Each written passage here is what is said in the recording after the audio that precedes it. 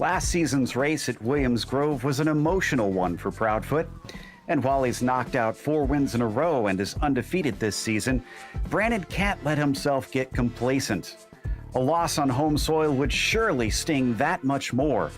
Let's see if he can keep it up as we get ready to watch Round 5 of the Bootleg Racing League's Dirt Street Stock Series. And you'll see it all live here on the Global SimRacing Channel. Hi, I'm Joe Peak, and with me in the booth is DJ Clark. Behind the scenes is our director, Sean Ambrose, and he's using cameras provided by Dougie Beard.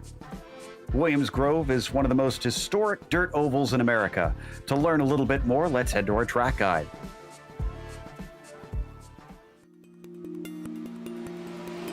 Home of the Pennsylvania Posse, Williams Grove has been a force on many a dirt series calendar since the 1940s. This half-mile clay oval has hosted so many of the legendary dirt crowd, it's probably easier to find out who hasn't ran here. While the turns may be lightly banked, they are wide, allowing a good run onto the long straights. From World of Outlaws sprints that can hit 160 miles an hour on those straights to late models doing close to 100 to 120. Just watch out for the old Armco barriers that have breaks in them that can ruin your day quickly. Williams Grove will many times host 2 nights of racing during the summer weeks. Several classes of sprint cars, late models, street stocks, Silver Crown midgets, and modifieds will scream around here with those drivers looking for that chance to move up to the big leagues. And they have that chance to be seen in front of them as the World of Outlaws, late models, and sprint cars make stops here. Dirt car, late models, and USAC all come around. Williams Grove can be a gateway to a career for an aspiring dirt competitor. Welcome to Williams Grove, Pennsylvania.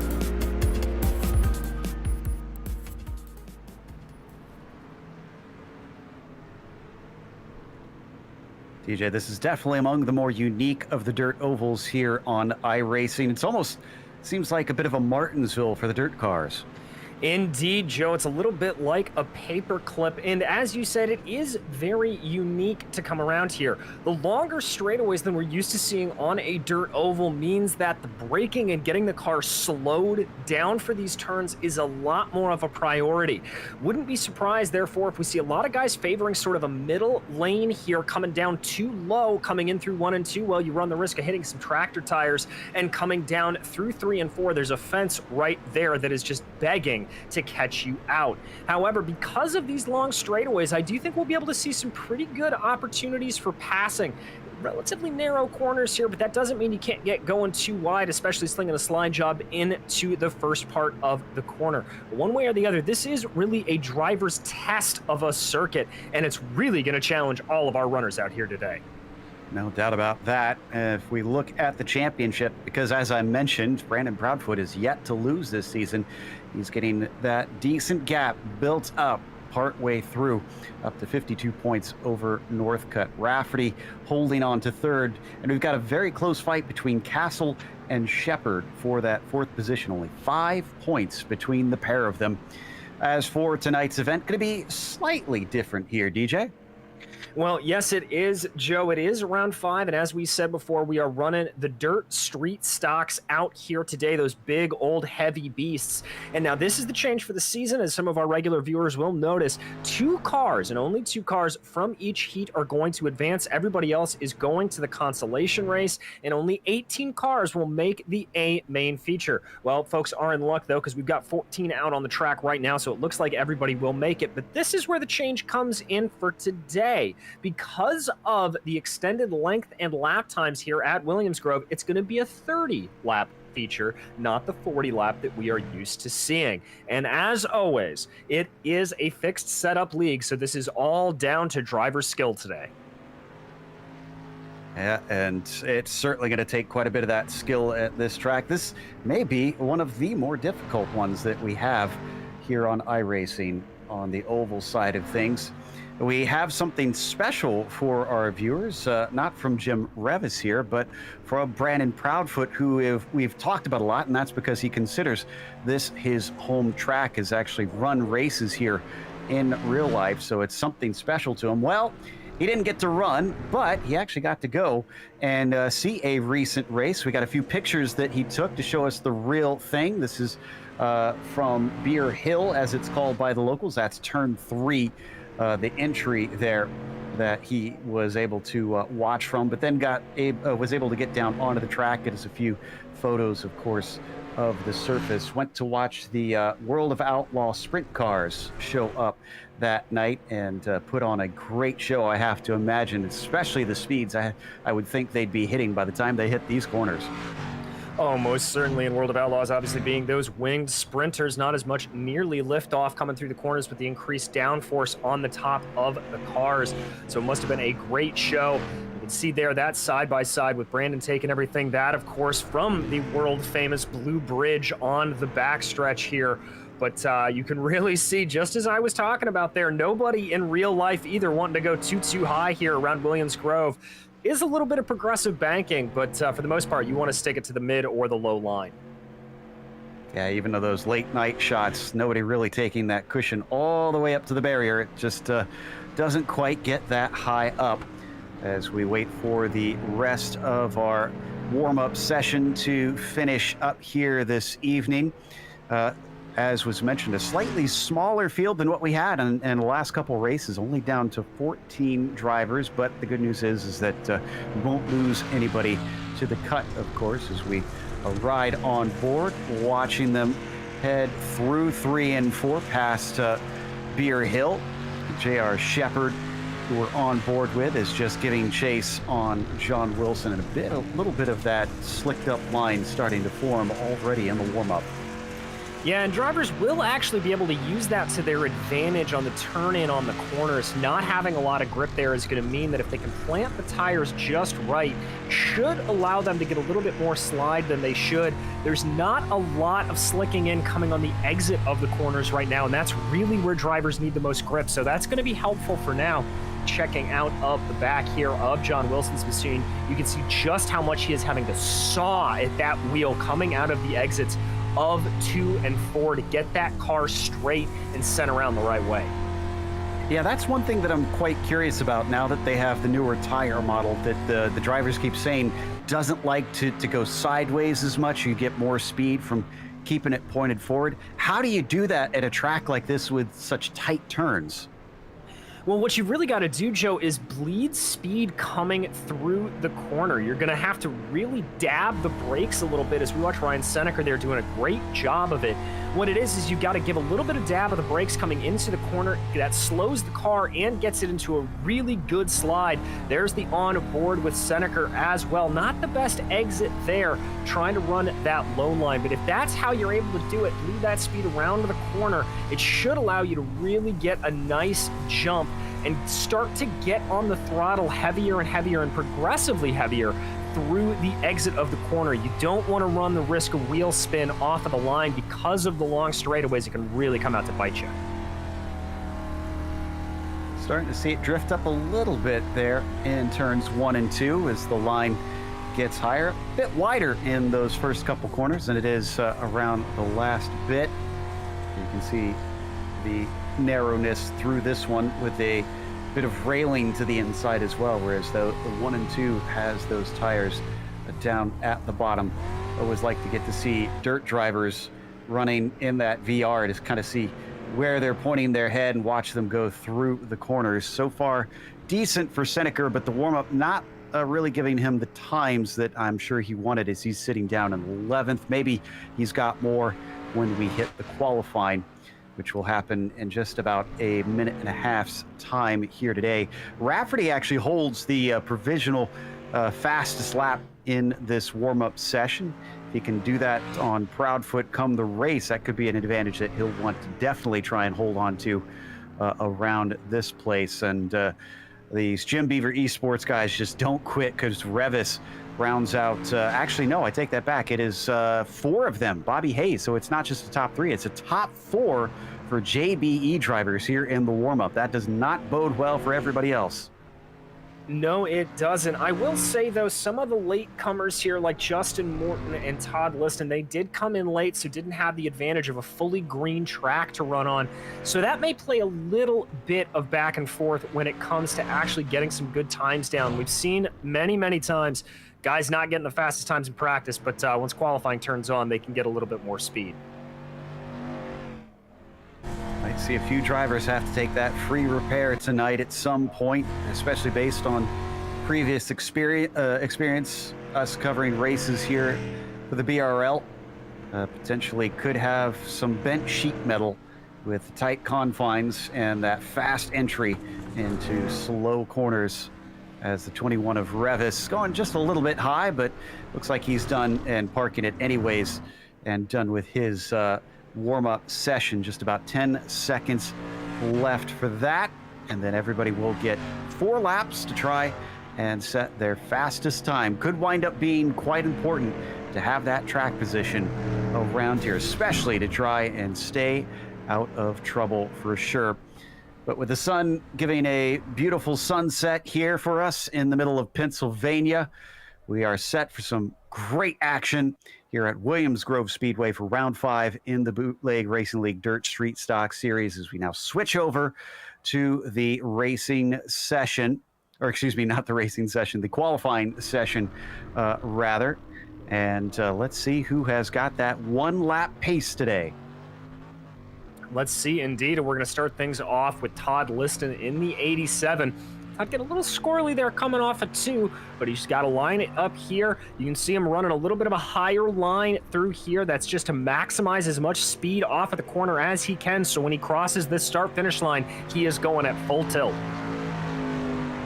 Indeed, looks like Wilson going to be our first driver to set a time potentially.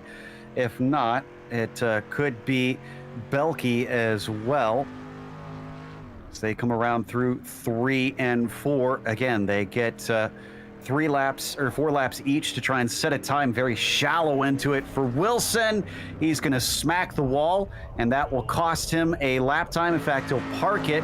So Seneker instead will set a time, and he is going to put down a 24.9. Liston at a 24.984, just about a 100th off of that. Belkey a full second or half a second off of there, as Garrett Austin comes around to complete his first lap. Yeah, and Austin's going to cross the line with a 25.4, it looks like, but I'm not sure if that's going to stick. Belkey is not going to be able to improve there. Austin's time was able to stick, but he is well off the pace. There comes Jim Revis coming across the line. That time holds for Revis. That's going to be a P2. Seneker currently holding on to that pole, and just as I say it, Billy Northcutt beats him to it. Ooh, the 00 is up by almost a full 10th, but Proudfoot has just exited pit lane. Can he snatch that pole away? We're still waiting on a few other fast runners. Rafferty, Hayes, J.R. Shepard, Justin Morton have not exited the pits. No, I take that back. Looks like Morton and Hayes are out there. Indeed, they are. There comes John Wilson, able to put in a 6th best time right there. Justin Morton, that is his opening lap, I believe. That's gonna put him in 6th. Now Garrett Austin is able to improve to 11th. Seneker being bumped down to 3rd, unable to improve as Rafferty's able to jump in there and have a good 2nd place time. Northcutt, 2nd time not gonna count for him. Proudfoot out of the 4th turn. Let's see what the 22 has underneath him. The hometown boy is going to put down a 24.853. Good enough for the front row, but not faster than Northcutt.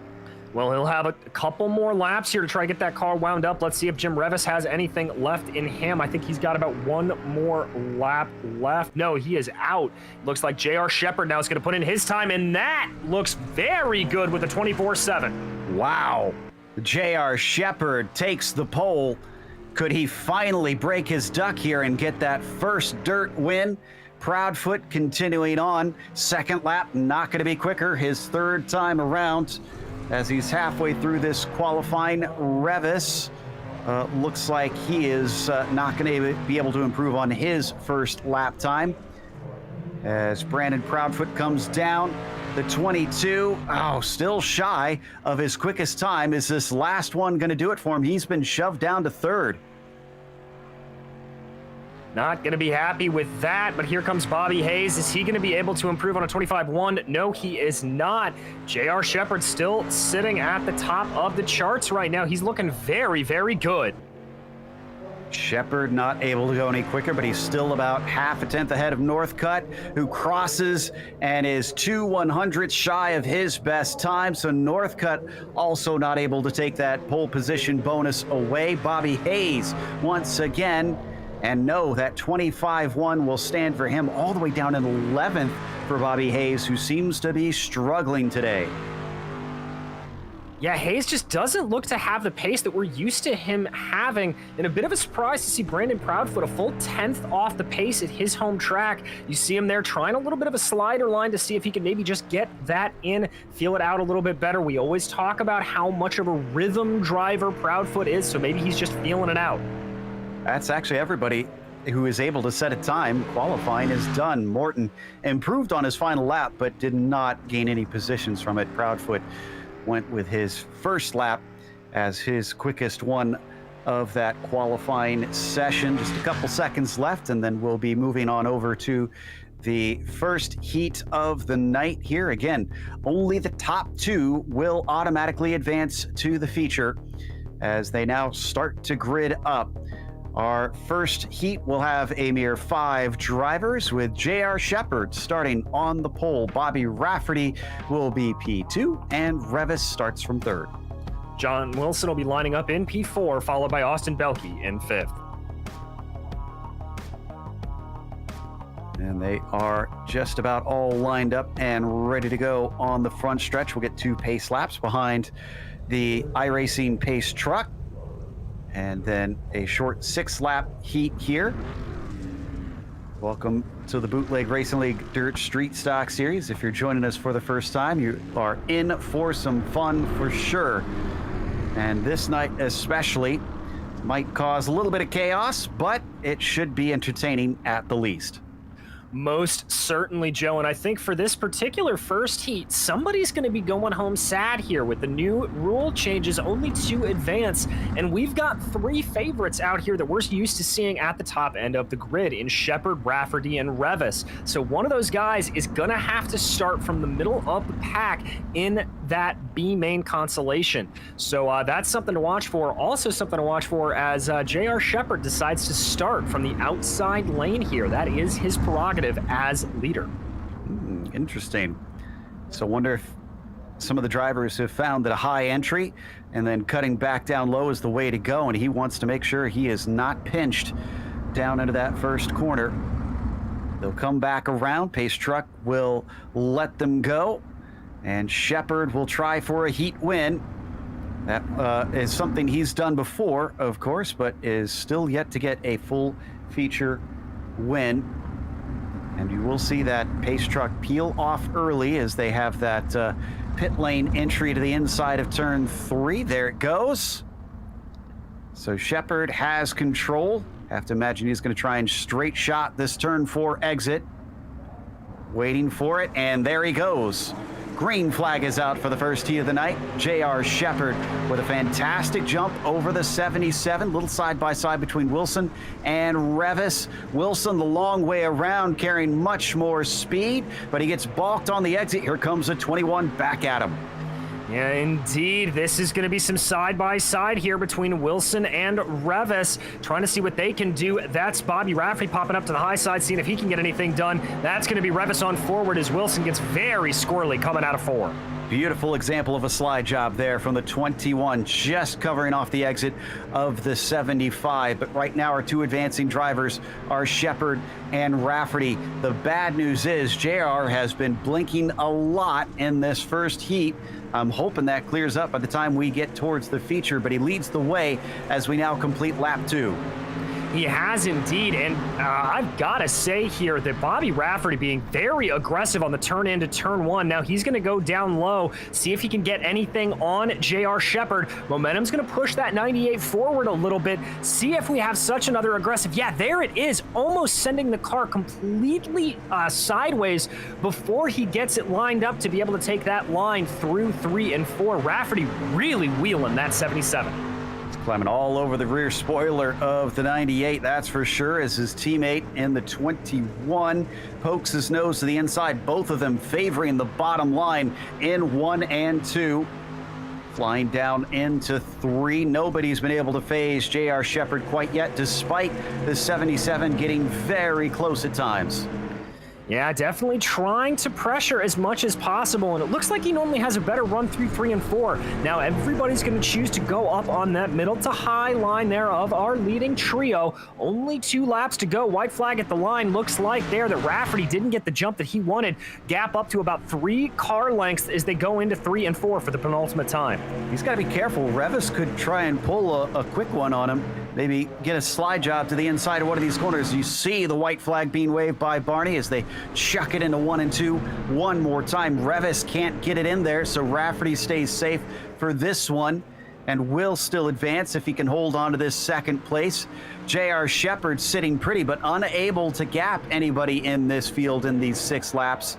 And as he comes to the line, the first heat race will go to J.R. Shepherd. Rafferty advances as Revis is going to be shuffled down much farther in the starting order for the feature. Wilson and Belke will join him in that consolation soon.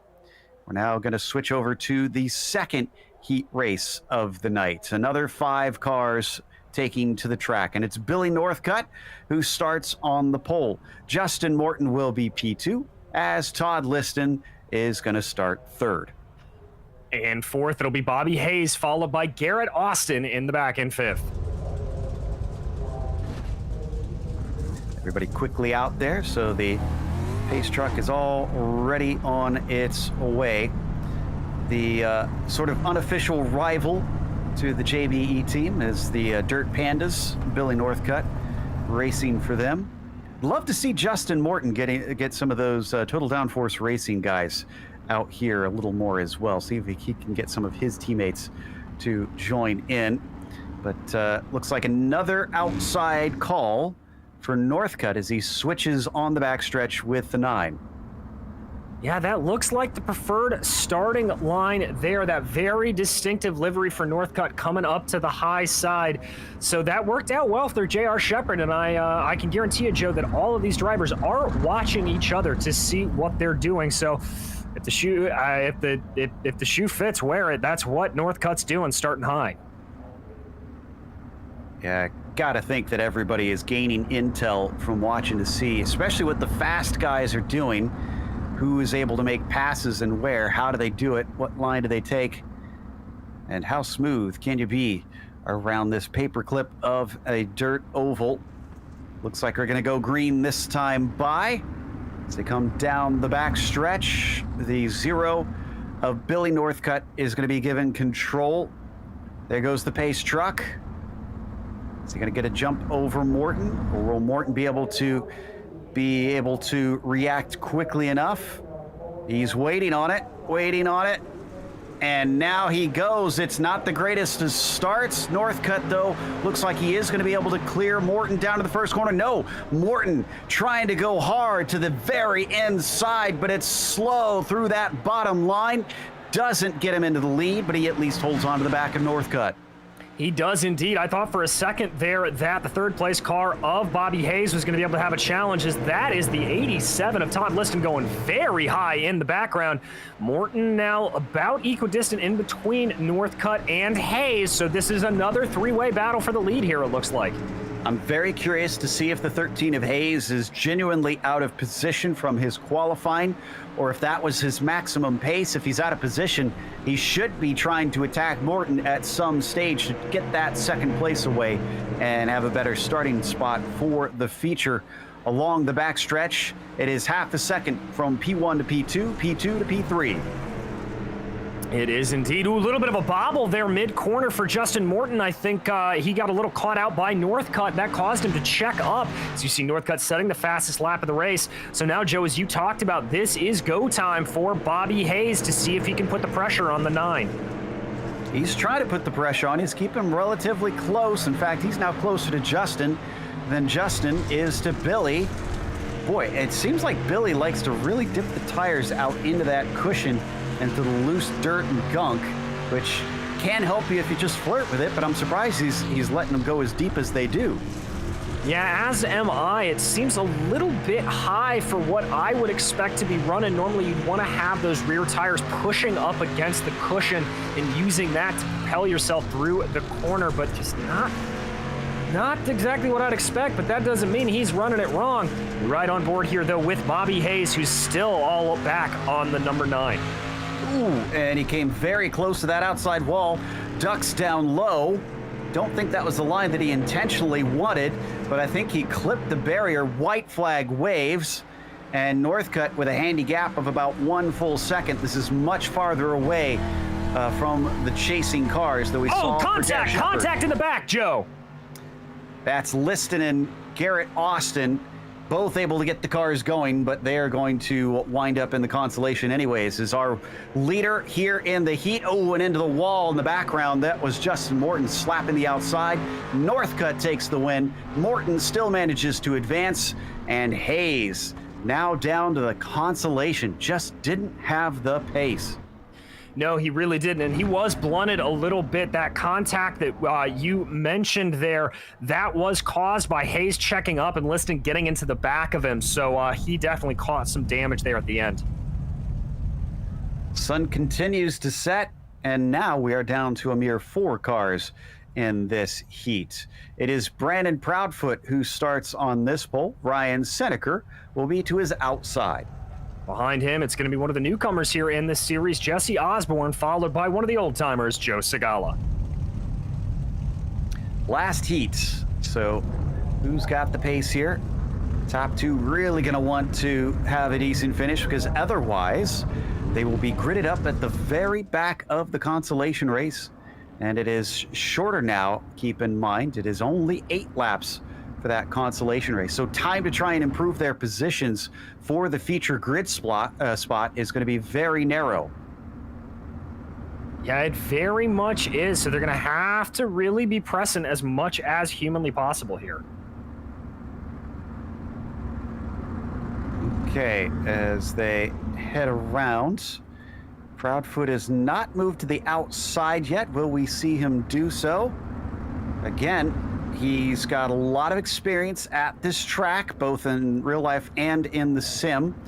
We expected him to be the man to beat, but qualifying didn't go so well. Will the heat offer something better? If it does, I think he's going to have to do it from the inside. He still has not switched places. Interesting call. So this is the first time we've seen somebody doing something different here. But remember, this is Brandon Proudfoot's home track, so he may have a little bit of intel that some of these drivers may not have. Very true. Okay, then. 22, we hope he knows what he's doing. We'll see if he pulls a fast one over on the rest of the fields, with Osborne joining us once again, starting from the back row of this grid. There goes the pace truck. Proudfoot waiting on it. A little bit of a false start there from the 61, and he actually catches him napping with that one. There goes Brandon Proudfoot, and it appears that Osborne is going to be able to steal second place away. Poor Seneker is going to have to try and repass, as behind him, Segala nearly tipped him around. Ooh, and getting a little squirrely there off the line was Jesse Osborne, but that was a really heads-up start from the 8, just absolutely following behind where he needs, and now it is going to be Seneker trying to put all of the pressure, but now he's got Wilson almost looking like Wilson can make a move here. That's Segala back behind him there in the 81. In fact, he's going to try and tuck underneath, but nothing doing there. That's got to be gutting if Seneker not only loses that second place, but finds himself gridding up at literally the very back of the consolation field. Out of turn 4, still being hounded in the background, is up front. We watch Proudfoot ready to take what he hopes is the first win of tonight.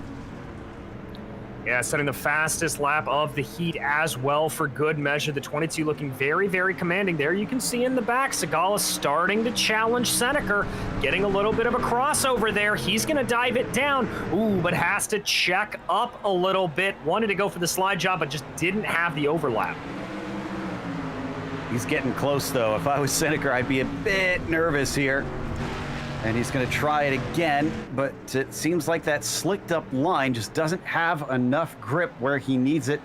and falls in back of him. Going to be 2 to go at the line. 2 to go at the line, and as they do, Jesse Osborne's starting to close down a little bit on Brandon Proudfoot, it almost looked like, but this is the enticing battle. This battle for P3, that is still Segala trying to get down to the inside. There you see again Osborne closing up as he sets the fastest lap of the heat. Wow, I was not expecting this from the number 8.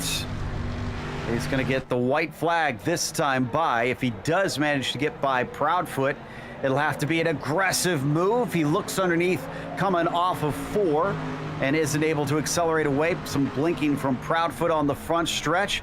Will this be better? Trying to get underneath him on corner exit. No, not there for Osborne.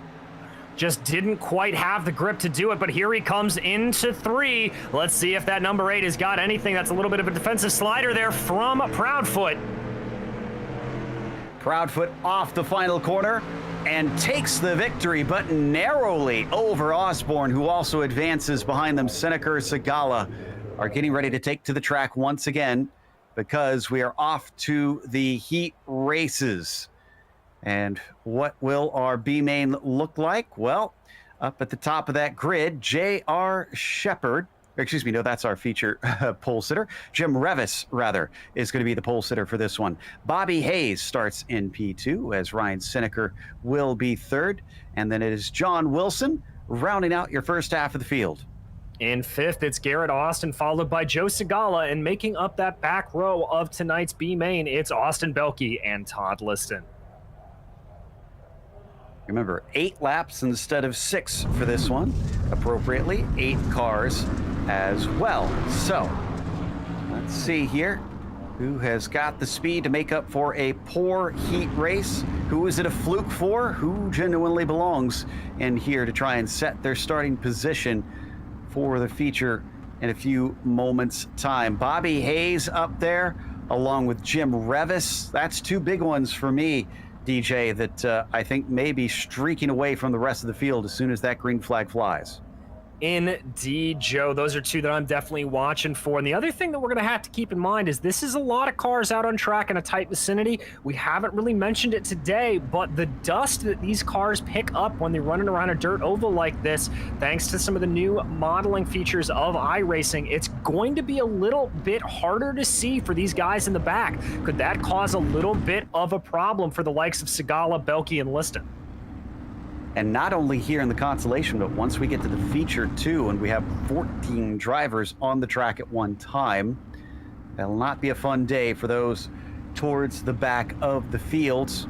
Already on the backstretch of the circuit, heading under the blue bridge.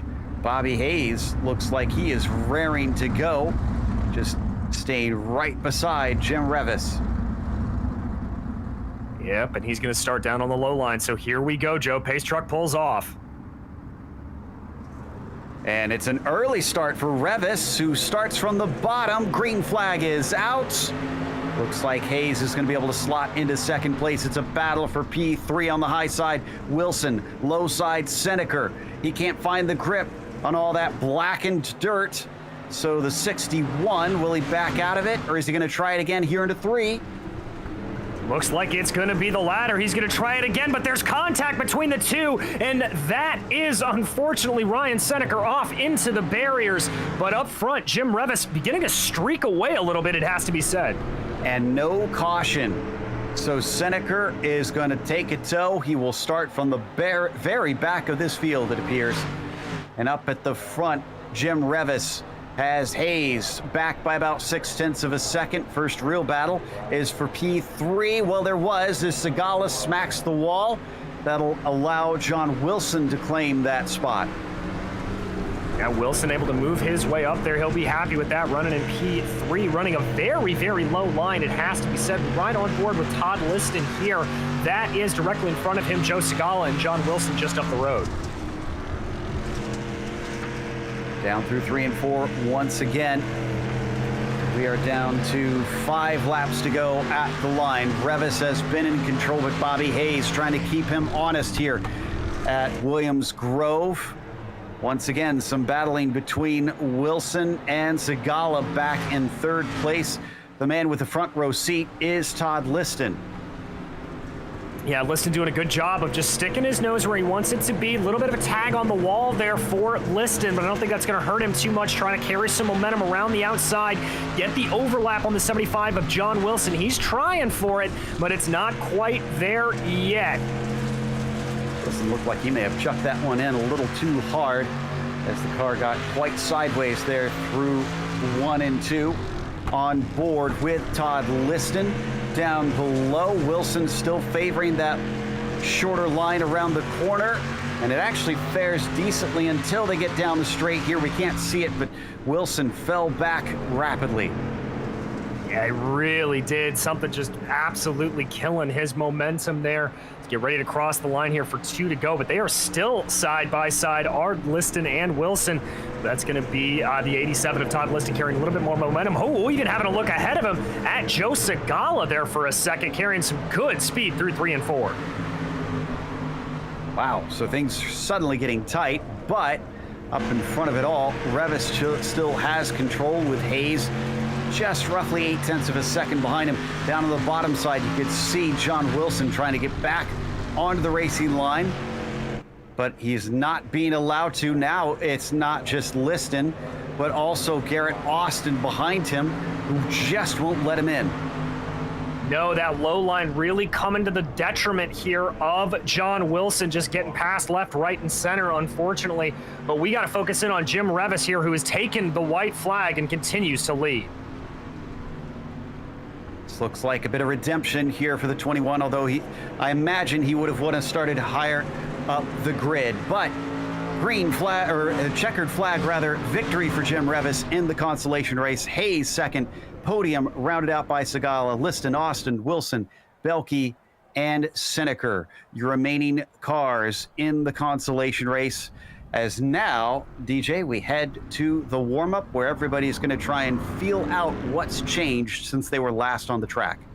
Indeed, they are, Joe. This is a good time for some of those guys who came in first and second in the heat races to just kind of stretch their legs, feel what the track is like right now. Got a lot of cars out here running, and it's a good chance to really get an idea of where you want to be running. We saw different drivers choosing to go to start high or low over the course of the race. That's going to be coming into play here as we start to think about it. It's a lot of reading of the dirt. So everybody obviously really focused on making the best use of their time out here. Just about getting past sunset. We are going to go into the night once we get gridded up here for round 5 of the Bootleg Racing League Dirt Street Stock Series. And so far, Seneker and now Proudfoot has the quickest time. I'm really curious to see if Brandon still has more, because in the past he has. In the past, when he hasn't qualified well, DJ, he's worked his way forward and taken plenty of victories despite lacking some performance in the qualifying or even the heat races themselves. But is that going to be the case here today? I'm sure he and his family are really hoping so. Well, I'm going to give the driver, the 22, the benefit of the doubt here, Joe. As we've said, this is his home track. He knows it well. And that rhythm tends to build up over time. We'll see him have a good start, lay back for a couple of laps, and then really start to put the pressure on once he starts feeling it out. May just be that he likes this track a little bit more slicked up, and that's where some of the speed comes from. One of the things that is his strongest suit is being able to read a track and knowing where to run. Billy Northcutt now our quickest on the field. And he was looking good in the qualifying as well. Where does this send Proudfoot down to? All the way down to 8th spot on our timing sheets. This is Northcutt coming to the line now. Interesting thing, too, something we don't often see as much here because of the lack of straights on most of the circuits. I'm actually seeing a slicked up line start to form in on the front stretch. Yeah, and you wouldn't think that'd be too much of a problem, but the truth of the matter is, Joe, is if you're trying to pull a move, you're trying to think of something, or even if you're just trying to go in a straight line, that slick part of the front stretch can get your tires to spin a little bit if you're not completely on it. Maybe nose towards the wall a little bit, or just cause you to lose a little bit of speed. So drivers are going to have to be careful of that. Wouldn't be surprised if we see a few of them maybe opting to dip a tire or two lower on the track to just try to get out of that slicked up area. And you see little bits and pieces of it. There it is. Down the front stretch, just dotting it like it was the middle of a roadway. Northcutt staying on the line through there. Belke and Hayes have not set times yet. Oh, I take that back. Hayes just set one, so it's just Belke, who is in the session, but is not on the track, hasn't set a lap on the track. The 24 is going to either be very confident in his knowledge of the circuit or is going to miss a trick here as we watch the 32 run a little bit of lobster on the car. Comes off of turn 4 to complete another warm-up lap. So only 14 drivers taking part. Not the worst thing in the world around this place where they could get quite stacked up into the corners. Indeed, Joe, and I've got to be a little bit concerned, though, if I'm any driver outside of Brandon Proudfoot. He's just put in 2 of the fastest laps in this session, looking very, very confident. We're right on board with his teammate right now, Bobby Rafferty, riding around a little bit of train here behind J.R. Shepard. That's going to be good for Bobby. Just figure out how the car is going to respond a little bit and where you can get by. Yeah, I see a few of them kind of experimenting on that low line, trying to get their nose underneath the car ahead. We have seen drivers actually hit those tires on the inside. They're both all the way through 1 and 2, and then on the entry into 3. So they got to be careful. They do not play nicely. You hit them, and you're either getting a whole lot of damage, or you find yourself facing the wrong direction on the oval. Yeah, indeed, and either one is not exactly something you want to do. So we're going to have to keep an eye, but we are ready to get checkered here and get gridded up for our main event tonight. Indeed, 30 laps here this evening, so get ready. And up on the pole, it is going to be J.R. Shepard. Still looking for that first win. Billy Northcutt from second, with Brandon Proudfoot starting in third, which is where he qualified anyways. Bobby Rafferty, P4, will be followed by Justin Morton in the 5th spot, as Jesse J. Osborne starts from 6th, and Jim Revis in 7th. In 8th, it's Bobby Hayes and Joe Segala will line up 9th, followed by Todd Liston rounding out your top 10. Behind him, it's Garrett Austin in 11th and John Wilson in 12th, with row 7 being made up of Austin Belke and Ryan Seneca. Looks like they're already taking off behind the pace truck. The full field out there now. We heard DJ discussing the dust. Is it going to be difficult to see under the lights, which are just starting to flicker on here and there around the circuit? The Pennsylvania sun setting now beneath the clouds as it continues, or the trees rather, as it continues to get darker and darker on the racing course. Down through 3 and 4. One more lap around, then we get going for the green flag here on the Bootleg Racing League Dirt Street Stock Series. Indeed, we are. Looks like, as of right now, J.R. Shepard going to be sticking to that inside line, so he was clearly beating the track, knows that's the way to go right now. So he's going to be there, followed by the 2 Jim Beaver Esports drivers behind him. It's going to be a good race to get going out here. I'm really going to be watching him. I'm also going to be keeping my eye on Jim Revis in the 21. Maybe he can work his way up through the field. Okay, so Shepard in the heat wanted to start on the outside. This time, he's starting on the inside. Okay, maybe he didn't like how that performed. He was under threat pretty much the entire heat. Will this give him any sort of difference? The pace truck is in. We're going to find out in a few seconds. Here comes J.R. Shepard, and the green flag is out. It is a very good jump for the 98. He's already clear of second, which is contested between Northcutt and Proudfoot. They go low to high, spreading out. There is little in between throughout the field, and I think Justin Morton must have clipped something on the inside. Better exit for the 00, as down at the bottom, Brandon Proudfoot trying to work his magic on our leader, J.R. Shepard. Just about does it. Doesn't have the launch. Down into 1 and 2. Could this be the one for Proudfoot? Oh, and that's Northcutt going very wide in the background. But yes, indeed, Joe, that is the one for Proudfoot. Brandon on lap 2, moving ahead into the lead here, taking that low line to perfection. Now J.R. Shepard copying him, coming down low along with his teammate, Bobby Rafferty. Billy Northcutt, the only one of your leaders, still running high. Well, that didn't take long at all. Brandon Proudfoot to the front. Shepard is going to have to fight back. Can he manage to beat Brandon in his native state as way up high? Well, we said we didn't expect many to go for the high line, but Northcutt's trying to make it work. He gets an almighty launch off the corner, and even though he's being threatened by Rafferty in the 77 down low, he was ahead of him by the got to the next corner.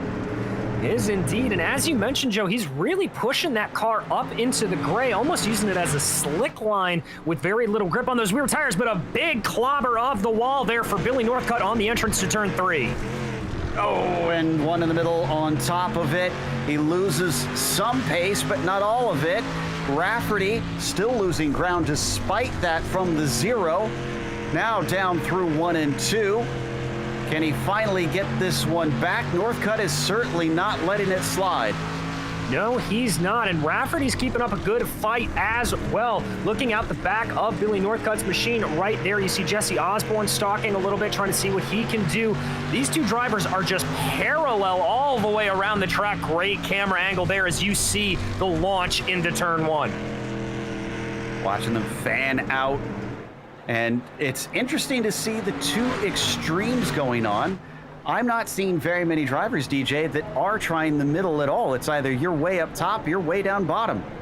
No, and I think some of that has to play with just how much that middle has slicked in at this point, Joe. As Rafferty pretty much gets fully ahead there. I think that was Northcutt able to have a nose or two, but it looks like Northcutt's got some good momentum here off the line. Stalls about corner exit, and that is going to be Bobby Rafferty solely into P3. Getting close to a third of the way through this race. The 77 managed to get ahead of Northcutt. Oh, Northcutt nearly slapping the wall. Same thing with Rafferty, although he seemed somewhat safer. Up on the high side behind them, this is on board with Osborne. And down the backstretch once more, starting to see everybody get equidistant apart. Indeed, kind of breaking up into a little bit of a couplet train here with J.R. Shepard on the heels of Proudfoot. Oh, big ride up the wall for Osborne. That's going to cost him some time, and that is going to be Jim Revis looking for an opportunity on the outside. Revis playing a game of catch-up here in the feature race. Can he make the pass? He's going to try for it. And yes, indeed, he gets by Jesse Osborne, having claimed 2 spots now since the beginning of this race. Yeah, starting to move his way forward and try to build a gap. Now he's got to focus in on the 0 of the 00 rather of Billy Northcutt. See if he's able to get forward, riding on board with Revis right now. Looks like he's got a little bit of speed, but Osborne not letting him go. He's sticking relatively close to the tail of that 21. And 3 wide off the corner. Revis to the outside, Osborne in the middle, and Morton looking down low, but Morton has the worst run of that trio. Once again, fanning out through 1 and 2, and now you're starting to see the effects of the dust when we get those long camera shots, and you can see it hovering in the air down through 3 and 4. Yeah, very much so, Joe. Just absolutely lingering there, really obscuring the eyesight of the drivers. As we go to an overhead shot here, you can really see it as they sort of pass through those clouds of dust. It's very, very hard to see it. Also maybe influencing why we're seeing Bobby Hayes running the high line. Just not as much dirt lingering in the air up there. He can see all the way through. Hadn't even considered that aspect. If so, quite clever. We do have another driver trying to work the high line, or no, excuse me, that is Northcutt that I see out there. So the 00 Continuing. Oh, I think he went a little too hard into it. As on the outside, we see the 8 of Osborne able to keep ahead of Morton.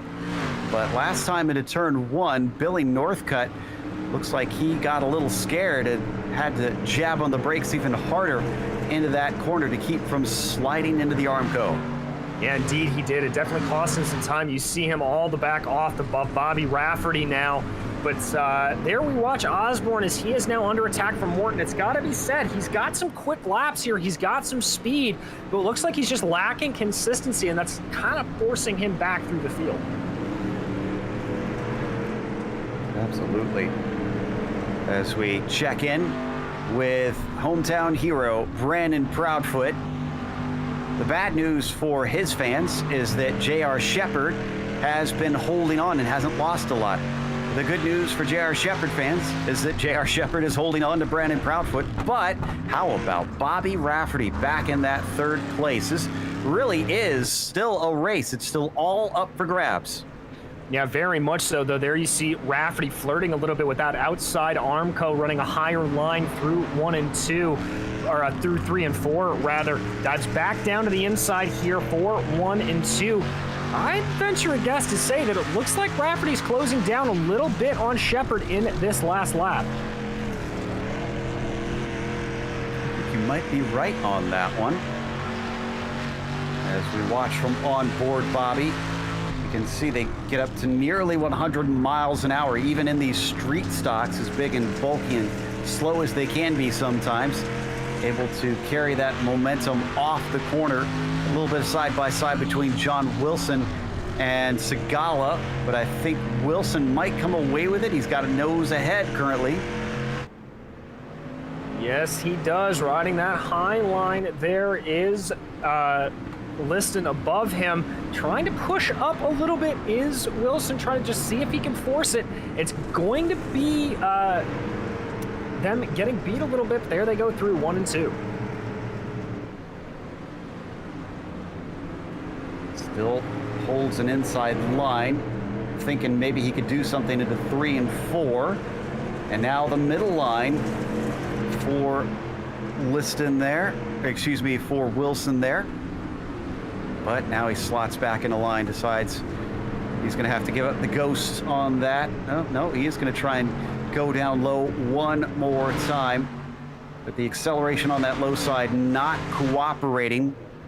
Wonder if that's going to hurt J.R. Shepherd, who still has Bobby Rafferty riding the rim and getting pretty good exits as he's doing it. Yeah, we're seeing a lot of drivers who are running low here starting to struggle to get traction off of the corner. That is definitely a point that is going to start to hurt. I think you're going to see drivers starting to move their way up to the higher lines around here, just trying to maximize corner exit speed. Oh, but it's biting a few of them, as it did Bobby Rafferty that time. He just glanced the wall and it lost him a tenth or two. There you can see the distance between himself and Shepherd grew by half a car length or so. Yeah, so that's going to give JR a little bit of breathing room here, as unfortunately for him, Proudfoot starting to work his way ahead a little bit more, gap at about 9/10 of a second for JR, and that's not what he wants to see. He would rather be further ahead. Yeah, Proudfoot, though, has been leading most of the laps in this race, and he's still working that bottom line to great effect.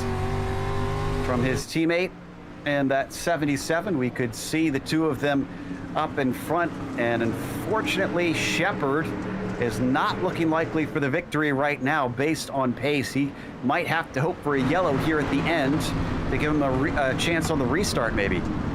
Indeed, but because we are under 10 laps to go here, Joe, it'll be a single file restart if that restart does happen. So it's not going to be the best way for Shepherd to get on by. But I think his bigger concern right now is Bobby Rafferty, who is all over the back of that 98. He certainly is, but that was a bit of a poor exit from him. He starts to gain back some of that time and then tries the bottom line this time through. Pokes his nose in there a little bit. I think just trying to scare J.R. Shepard if he could, but J.R. resolutely sticking to his line. Bobby going high again here. This is what we've seen him do the last couple of laps, run high through 3 and 4, low through 1 and 2. J.R. pushes ahead now, trying to get the best advantage that he can. It's about a car length and a half, so he'll be happy with that as we tick down 6 to go here at Williams Grove. This has been a shockingly clean race here today, but well done to the drivers for that one. Into turn 3, where that braking distance keeps getting bigger and bigger as the slicked up line gets longer and longer. Proudfoot now down to 5 laps to go, breaking away to a full 1 second ahead of the 98. We're looking at 5 in a row for the 22 car, which would be every race so far this season. It's an impressive run from Proudfoot, but it's also what we've come to expect for the driver of the 22, just absolute perfection. It's really more of a surprise when he's not on the top step of that podium at this point, Joe. And the dust just keeps getting thicker and thicker. Certainly not helped along by lap traffic getting ever closer, but I don't think they're going to be able to reach it. We're down to only 13 cars because of the loss of Garrett Austin due to a power outage in his area. J.R. Shepard has been having a few blinks of his own, which is not good. And then Rafferty keeps trying on him as you watch Rafferty flirt with that outside barrier. Get the launch, just glances it on entry, and rides up along the cushion, looking to see if he can maybe out-accelerate J.R. Shepard's number 98 car. 2 to go at the line for our leaders. There again, Rafferty running very, very high, almost flirting with disaster as he comes off a 3 and 4.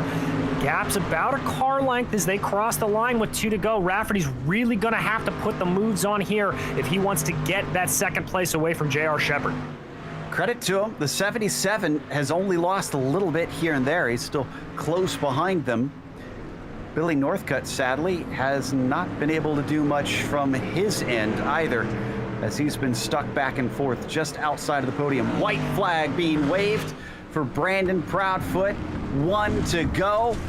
Rafferty now trying once again around the outside of 1 and 2 to get one over on J.R. Shepard. Doesn't look like it's gonna work.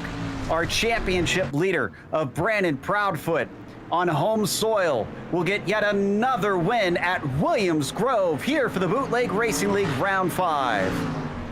J.R. Shepard holding off that fearsome charge from Bobby Rafferty is going to be second, with Rafferty in third to round out your podium. Northcutt and Revis making a good little bit of recovery there to come home to finish out your top 5. I'm sure his family, who is almost always watching, is cheering at the television right now as Brandon Proudfoot takes another one home. He's going to burn it down in celebration as we take a quick break. We'll come back with the unofficial results as well as driver interviews in just a moment.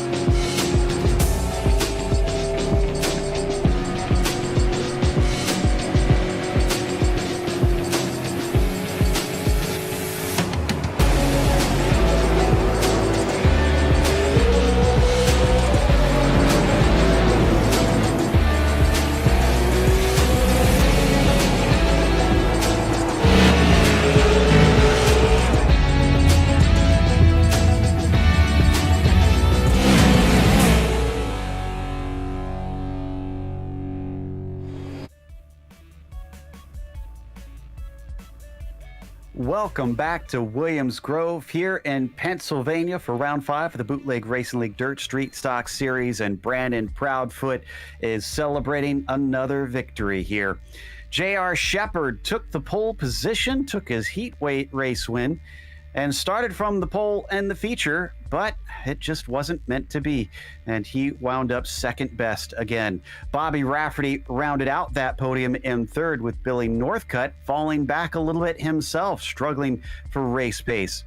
Jim Revis was fifth with a small climb of 2 positions up as Osborne finished P6, and it was Justin Morton behind him and Bobby Hayes in the 8th spot. Todd Liston, John Wilson, Joe Segala all had great battles throughout this event, with Belke and Seneker last to finish, and Garrett Austin, unfortunately, a DNF today. That takes us to our winner, Brandon Proudfoot. Brandon, congratulations. Another home win. I have to imagine for you, there was nothing less that would be acceptable. Yeah, this place is really one of my favorites. It's one of the few tracks where no matter what car you have, you really kind of got to use the brake a little bit, whether you're in a sprint car, super late model, or even here in the dirt trucks, or even when the midgets come around every once in a blue moon. And now you didn't put it on the fastest time for the qualifying session, had to start in the 3rd heat there. So what happened in the qualifying? Were you just not totally in the rhythm for it quite yet? I've seen the top. It was still there a little bit there before the heat races, but I decided to try and get myself dialed in on the bottom, try it before the heat races, and then I kind of just worked in the cushion in the heat races and left the bottom alone, considering I seen it was there at the beginning. Now, once you got to the feature, though, you had to pass some cars. What was your plan going in? Did you kind of know how you wanted to overtake? Don't hit the guardrail. Just keep it pinned to the inside. Well, you were super effective on that. How was your visit to the track itself? We loved the pictures. Thank you for sending those to us. Was it a good evening for you? It was. It was a great outlaw show. One of the biggest cushions that I've personally been into there a while.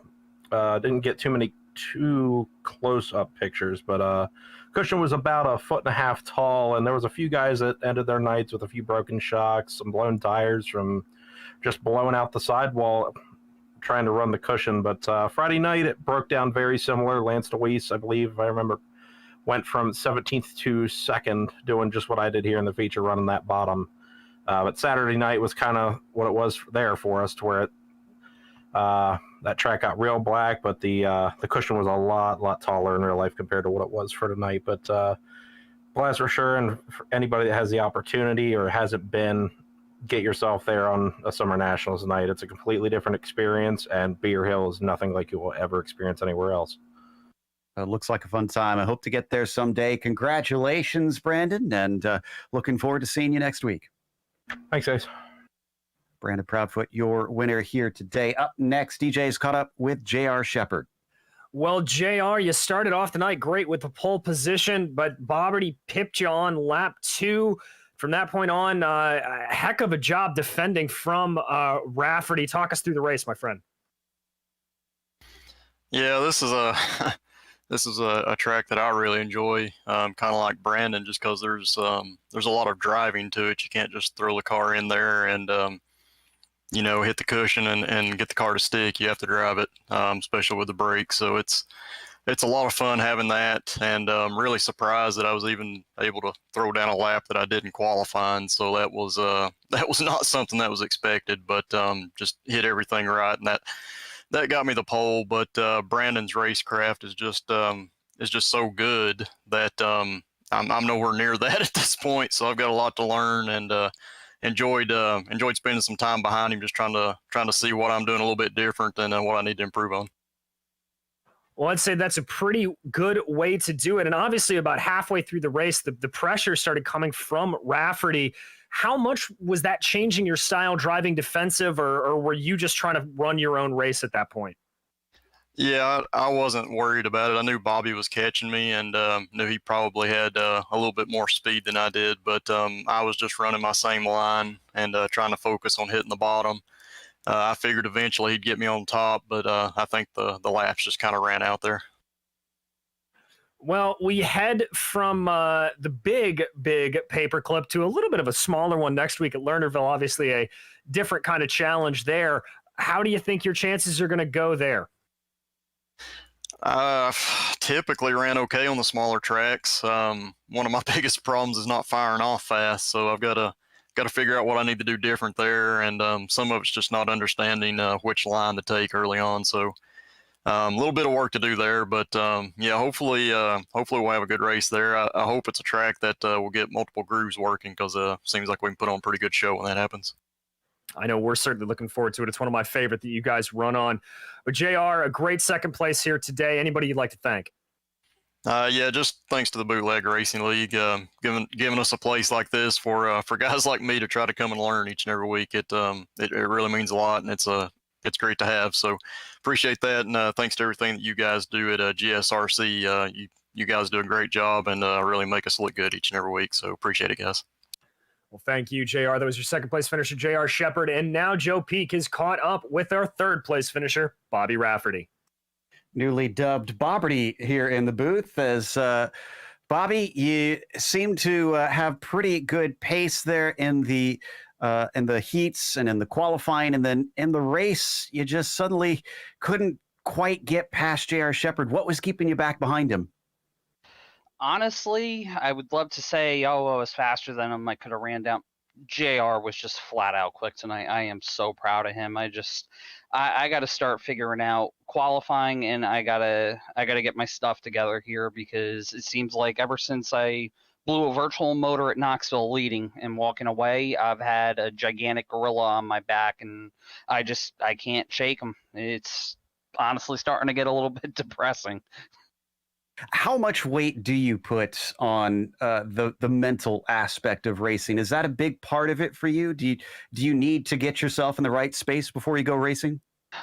Not really, but I mean, for me, momentum has always it's always been a huge thing, for me. If I can get that momentum going and rolling, it's always snowballed, and you guys have seen it in seasons past where I've won 7-8 races in a season. It's very, very tough, and I just got to figure out what I got to do here to get myself back into the winner's circle. But, congratulations to Brandon. As always, winners get whiskey, and like I said, I am super, super proud of JR. He is I've been saying it for a while, but he really proved it tonight. He is coming a long way, and he had a very, very realistic shot at getting Brandon tonight and getting a win at Brandon's favorite track. So hats off to him. Yeah, certainly was an impressive showing. Well, next week, we're going to a place that gave us a thrilling end to the race last time at Lernerville. You looking forward to heading over there? Yeah, I mean, that's definitely a track that I can't stand, but it seems like I've always had real good luck there. So who knows, maybe I'll be able to turn my luck around there and we can get the ball rolling here again. It's I'm getting tired of being the bridesmaid.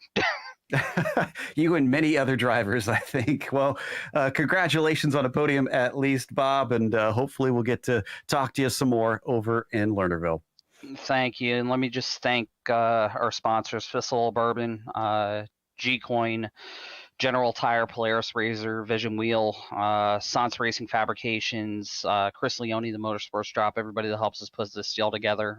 We greatly appreciate it, guys. That was Bobby Rafferty, third place here tonight in Pennsylvania. And we're going to close out as well with a big thank you to the Bootleg Racing League for bringing us on for another season of coverage here of the Dirt Street Stock Series. Also, a thank you to the companies that provide the software and hardware for our broadcasts you see listed here on your screen. Additional thanks to June Lalonde, who provides our wonderful music. See the screen for how to get a hold of more of her great work. And thanks to the team today, DJ, Sean, and Dougie. You can find more info about GSRC at globalsimracingchannel.com or through our social media. Also, check out our merchandise store at simracingmerch.com/GSRC. We keep a link in the description below. Don't forget to subscribe to our YouTube channel so you don't miss a moment, because as we said, in a week's time, we're off to Lernerville, another Pennsylvania track, Friday, August 6th at 7 p.m. Eastern. But we have upcoming races for other series listed on the screen, so check those out. Mark them down on your calendar, including 4 Drink Fridays up in just a bit. Instead of our normal road race for there, though, we are going on Daytona in the Xfinity cars here in just about an hour's time. Until next time, though, race clean, race hard, and we'll see you on the track.